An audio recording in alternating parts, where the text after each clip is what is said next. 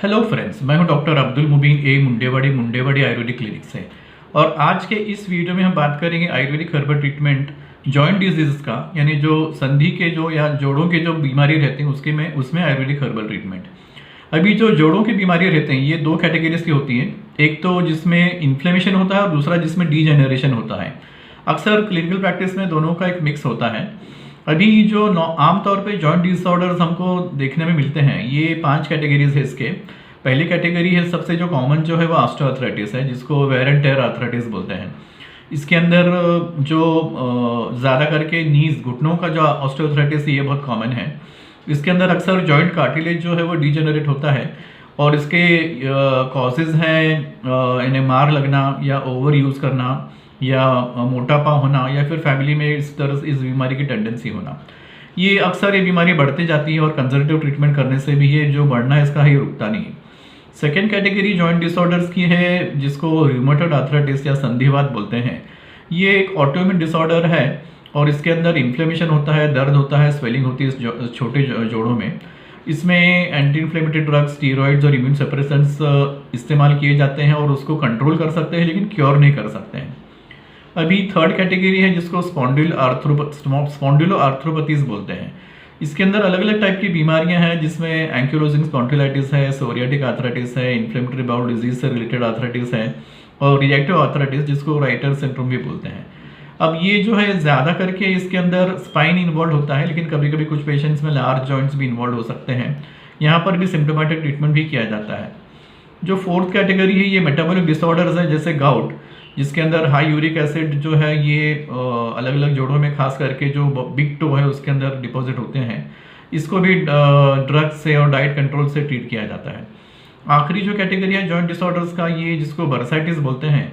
अभी जो बरसे हैं ये फ्लूइड फिल्ड सैक्स होते हैं जो जॉइंट्स के नज़दीक होते हैं, उसके ऊपर से टेंडन स्लाइड होते हैं और कुशनिंग भी करते हैं। तो इस तरह से ये इनका फंक्शन होता है। मार लगने से या ओवर यूज़ करने से ये इन सैक्स में इन्फ्लेमेशन आता है जिसको बर्साइटिस बोलते हैं। इसका भी सिम्टोमेटिक ट्रीटमेंट ही होता है। अभी जॉइंट डिसीज का ग्लोबल या इकोनॉमिक बर्डन क्या है, इसके मैं एक आइडिया देता हूँ। 2019 के एस्टिमेट्स के हिसाब से 530 मिलियन लोग ग्लोबली ऑस्टियोआर्थराइटिस से अफेक्टेड थे, जिसके अंदर 65 मिलियन केसेस इंडिया के ही थे। इसी पीरियड में, इसी दौरान में 224 मिलियन केसेस पूरे world wide rheumatoid arthritis affected थे। तो ये है जॉइंट डिजीज का सीवियरिटी और इसका बर्डन, जिसकी वजह से इकोनॉमिक लॉस होता है, वर्किंग आवर्स में लॉस होता है, क्वालिटी ऑफ लाइफ में कॉम्प्रोमाइज़ होता है और ऑफ कोर्स मॉर्बिडिटी, मोर्टेलिटी भी इंक्रीज होती है।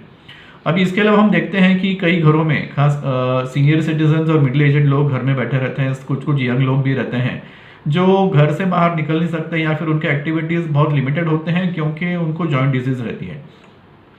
और यही स्टोरी इवन हेल्थ प्रोफेशनल्स के घरों में भी देखने में आती है, क्योंकि जो कंजर्वेटिव एलोपैथिक ट्रीटमेंट है इससे जॉइंट डिसऑर्डर्स के अंदर जो बेनिफिट है ये काफ़ी लिमिटेड है, खास करके रूमेटॉइड आर्थराइटिस जैसे बीमारी में। और ऑस्टियोआर्थराइटिस के अंदर जो सर्जिकल ट्रीटमेंट है, जॉइंट रिप्लेसमेंट, इसका एक्सपेंसेस इतना है कि बहुत सारे इंडिविजुअल जो खुद अपने ट्रीटमेंट के लिए पे करते हैं वो अफोर्ड नहीं कर सकते हैं। तो इस सिनेरियो में Ayurvedic herbal treatment in joint disorders के लिए कंसिडर करना काफ़ी वर्थवाइल है और वर्थ कंसिडरिंग है। तो अभी Ayurvedic herbal treatment joint disorders का क्या है, ये 3 अलग अलग तरीके इसमें होते हैं। एक तो लोकल एप्लीकेशन, जिसके अंदर महानारायण तेल, महामाश तेल, विषगर्भ तेल, गंधापुरो तेल, इस तरह के तेल लगाए जाते हैं और उसके बाद मेडिकेटेड स्टीम फर्मेंटेशन, रासना करके है एक हर्ब है जिसको इसमें इस्तेमाल किया जाता है। इस तरह से लोकल एप्लीकेशन और स्टीम मेडिकेटेड फर्मेंटेशन किया जाता है। ये इससे बहुत अच्छा इफेक्ट होता है जॉइंट पेन कम करने में, स्वेलिंग कम करने में, स्टिफनेस कम करने में। इसके अलावा सेकेंड जो ट्रीटमेंट मोडालिटी है ओरल मेडिकेशन है, जिसके अंदर हर्ब्स जैसे गुग्गुल, रासना, गुडुची, पुनर्नवा, शुंठी, शल्लाकी, आमलकी, अश्वगंधा, बला, शतावरी, अर्जुन और अस्थि श्रृंखला, इस तरह के हर्ब्स यूज किए जाते हैं। या फिर ये हर्ब्स रहने वाले जो कॉमन फॉर्मुलेशंस हैं ये इस्तेमाल किए जाते हैं। अब इनकी जो प्रॉपर्टीज़ हैं ये एंटी इन्फ्लेमेटरी है, इम्यून मॉड्यूलेटर्स हैं और ये काफ़ी दिनों तक हाई डोज में दिए जा सकते हैं, सेफली दिए जा सकते हैं बिना साइड इफेक्ट्स के। थर्ड ट्रीटमेंट मोडालिटी है पंचकर्म, जिसके अंदर स्नेहन, स्वेदन, विरेचन, बस्ती, रक्तमोक्षण इस तरह से किया जाता है। ओरल ट्रीटमेंट के साथ साथ और लोकल एप्लीकेशन के साथ साथ। तो ये पंचकर्म से इमेंस बहुत ज़्यादा एडिशनल थेरापेटिक वैल्यू आ जाती है और बहुत एडवांस्ड जो जॉइंट डिजीज़ है उसके अंदर भी अच्छा खासा इंप्रूवमेंट होता है। ये तीनों के कॉम्बिनेशन से बहुत सारे पेशेंट्स रूमेटॉइड आर्थराइटिस के जो है या दूसरे इन्फ्लेमेटरी आर्थराइटिस है इसके अंदर पूरे रिमिशन में जाते हैं, जो पहले कंजर्वेटिव ट्रीटमेंट से सिर्फ कंट्रोल में थे।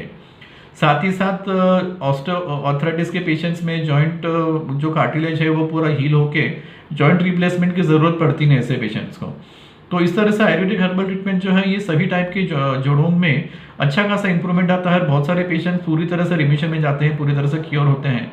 उसके आगे फिर थोड़ी सी मेडिसिन या कुछ एक्सरसाइज वगैरह करके इसको कंट्रोल किया जा सकता है। तो इस तरह से आयुर्वेदिक हर्बल ट्रीटमेंट जो है जॉइंट डिजीजेस में बहुत इफेक्टिव है। तो फ्रेंड्स एक शॉर्ट डिस्क्रिप्शन हुआ Ayurvedic herbal treatment joint disorders का। मिलते हैं अगले वीडियो में। Good bye.